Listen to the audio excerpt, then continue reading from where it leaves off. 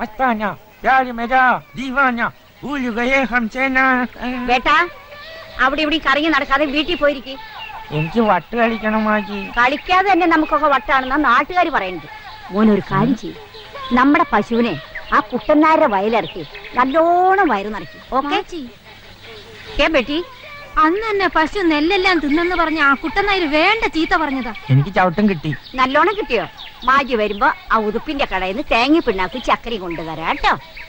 സത്യമായിട്ടും കൊണ്ടുവരുമോ? കൊണ്ടുതരാം. അച്ചി മാജി.